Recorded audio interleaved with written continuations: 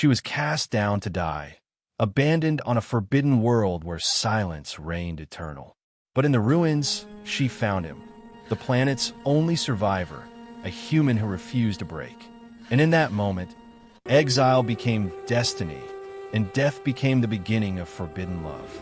She was cast down upon the forbidden world, sentenced to die where silence reigned and no voice had echoed for years. The skies burned with a cold fire, the ground scarred by battles long forgotten, and she believed her last breath would be taken in solitude. Her people had abandoned her, stripped her of dignity, cast her into exile as punishment. She expected only decay, only emptiness, only the slow unraveling of her existence.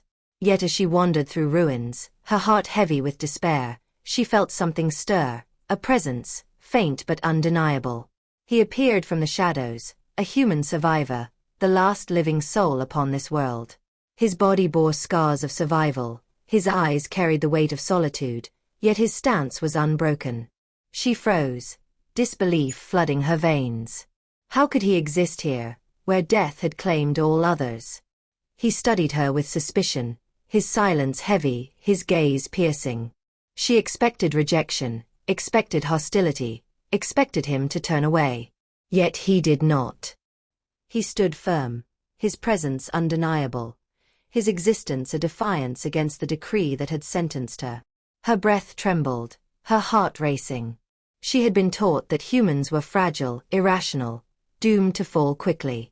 Yet here was one who had endured, who had survived where none should have. His resilience unsettled her, his silence fascinated her, his defiance awakened something she had long buried. She whispered to herself, her voice fragile, "Perhaps death is not what I found here." The words carried no logic, no calculation, but they carried truth. She realized that perhaps exile was not the end, perhaps solitude was not eternal, perhaps survival was not hers alone. He moved closer, his steps steady, his eyes unyielding.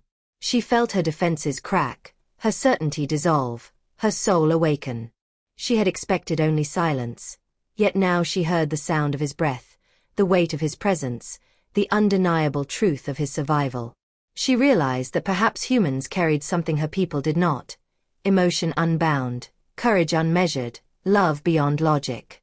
She felt her heart soften, her suspicion dissolve, her loneliness replaced by something she had never dared to imagine: hope.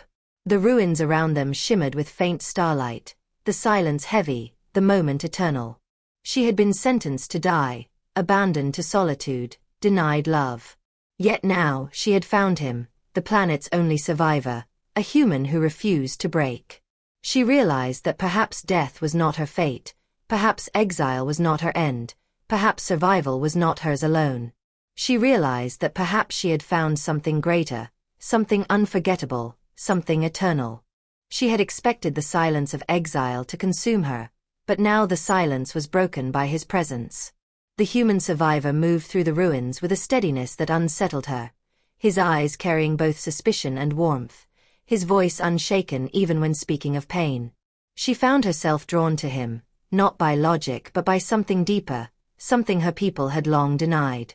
He spoke of endurance, of hope, of the fire that kept him alive when all others had fallen. She listened, her heart trembling, her certainty dissolving. She had been taught that humans were fragile, irrational, doomed to collapse under despair. Yet here was one who had endured solitude, hunger, and endless nights, and still carried laughter in his voice. She began to watch him closely, fascinated by the way his emotions shifted without restraint.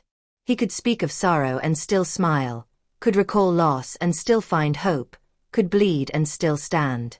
Her people had silenced such contradictions, had buried emotion beneath law and logic, but he carried them openly, unashamed. She asked him why, her voice sharp, her suspicion heavy. He answered simply, "Because to feel is to live." The words struck her harder than any decree, heavier than any punishment. She realized that perhaps her exile had not been death, but a chance to see what her people had denied. The tension between them grew, subtle yet undeniable. She caught herself staring at him, her breath quickening when his eyes met hers. He spoke of her scars not as disgrace but as proof of survival. She froze, her heart twisting, convinced he was mocking her. No one had ever spoken of her scars as anything but shame. She withdrew, her silence heavy, her suspicion sharp. She believed his compassion was pity, his closeness a cruel reminder of what she could never have. She fled into the ruins, her heart breaking, her soul trembling. But danger followed her. Shadows moved against her, blades drawn, voices whispering rebellion. She braced herself for betrayal, certain he would not come. Yet he did. He stepped forward, shielding her with his body, risking himself without hesitation. His hands were steady as he fought, his voice calm as he reassured her. When the threat was gone, he knelt beside her, tending to her wounds with care. His touch was gentle, his eyes filled with concern. She stared at him, disbelief warring with hope, her silence louder than any decree. Her defenses cracked. The bitterness she had carried for so long began to dissolve. She realized that suspicion had been born from loneliness, from the ache of never being chosen. And now, here was a human who had chosen her instinctively, who stayed even when she tried to drive him away, who risked himself without hesitation. She whispered, her voice trembling. "Why do you keep doing this?" He answered simply, "Because you matter." The words struck her harder than any blade, harder than any insult. She stared at him, her eyes wide, her heart racing, her silence speaking louder than her words. She began to watch him differently. His laughter no longer felt mocking. It felt alive. His unpredictability no longer frightened her. It fascinated her.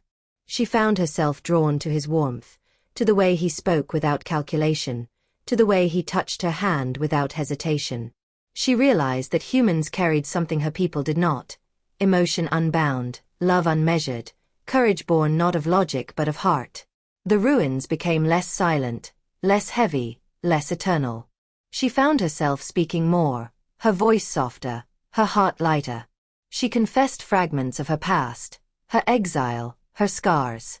He listened without judgment, his silence steady, his presence unyielding. She felt her soul awaken, her loneliness dissolve, her hope return. She realized that perhaps exile was not death, perhaps solitude was not eternal, perhaps survival was not hers alone.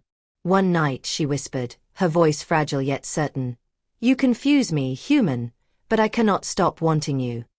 He smiled, not mocking, not cruel, but warm. "Then let me keep confusing you." The words carried no logic, no calculation, but they carried something far greater: emotion. She felt her heart soften, her suspicion dissolve, her loneliness replaced by something she had never dared to imagine: love.